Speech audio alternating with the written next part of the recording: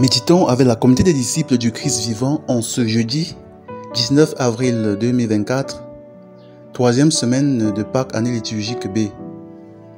Évangile de Jésus-Christ selon Saint Jean au chapitre 6, versets 52 à 59. En ce temps-là, les Juifs se querellaient entre eux.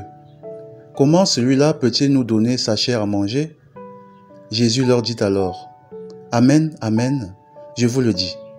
Si vous ne mangez pas la chair du Fils de l'homme, et si vous ne buvez pas son sang, vous n'avez pas la vie en vous.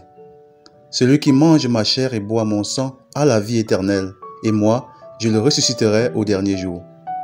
En effet, ma chair est la vraie nourriture, et mon sang est la vraie boisson.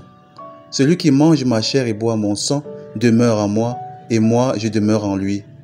De même que le Père, qui est vivant, m'a envoyé, et que moi je vis par le Père, de même celui qui me mange, lui aussi vivra par moi. Tel est le pain qui est descendu du ciel. Il n'est pas comme celui que les pères ont mangé. Eux, ils sont morts. Celui qui mange ce pain vivra éternellement. » Voilà ce que Jésus a dit alors qu'il enseignait à la synagogue de Capharnaüm.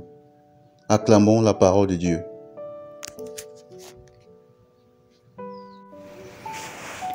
Méditation. Bien-aimés dans le Seigneur, rendons grâce au Seigneur notre Dieu, qui nous a tant aimés au point de se donner comme nourriture, pour que nous puissions avoir la vie éternelle. En effet, aujourd'hui encore, Jésus se présente comme la vraie nourriture, le pain descendu du ciel. Il s'attaque ainsi à un des besoins fondamentaux de l'homme, le besoin de la nourriture. Ses auditeurs, cependant, sont choqués par ces paroles, parce qu'ils restent dans un registre purement matériel. Nous devons le reconnaître nous aussi, que très souvent, nous ne réussissons pas à percevoir l'ampleur réelle des paroles du Christ dans notre vie, parce que nous sommes limités à un horizon purement matériel. Nous limitons la vie à ce qui procure la satisfaction à notre corps, et nous négligeons la vie de notre âme. Ce que Jésus veut en premier nous donner, c'est la vie éternelle, et il nous la donne à travers son corps et son sang. Celui qui mange ma chair et boit mon sang a la vie éternelle, et moi je le ressusciterai au dernier jour.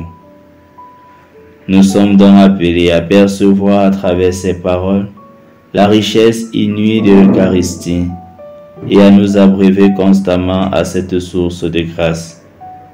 Nous sommes également invités à nous laisser transformer par ce sacrement si grand, car chaque fois que nous recevons l'Eucharistie, c'est le Christ lui-même que nous recevons dans notre cœur. Et recevoir le Christ, c'est accepter que se produise dans notre vie un certain bouleversement, une certaine révolution, un changement radical, afin de mieux correspondre à la volonté de Dieu. C'est ce qui se produit pour Paul sur le chemin de Damas. Lorsqu'il a rencontré le Christ, sa vie n'a plus jamais été la même. Il s'est produit en lui une véritable révolution. Et nous, quel impact la réception constante de l'Eucharistie a-t-elle dans nos vies?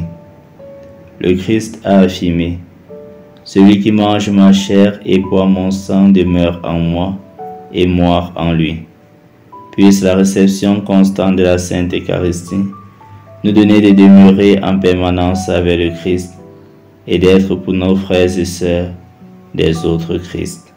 Prions. Seigneur Jésus, merci de me combler de tes grâces à travers le sacrement de ton corps et de ton sang. Aide-moi à me laisser transformer par cette nourriture spirituelle, afin de recueillir sans cesse les fruits de ma sanctification. Intercession. Prions pour tous ceux qui méprisent et rejettent le Christ présent dans la Sainte Eucharistie, afin que le Seigneur leur accorde comme à Paul la grâce d'une parfaite conversion. Exercice spirituel. Participer à la messe et recevoir dignement le corps du Christ.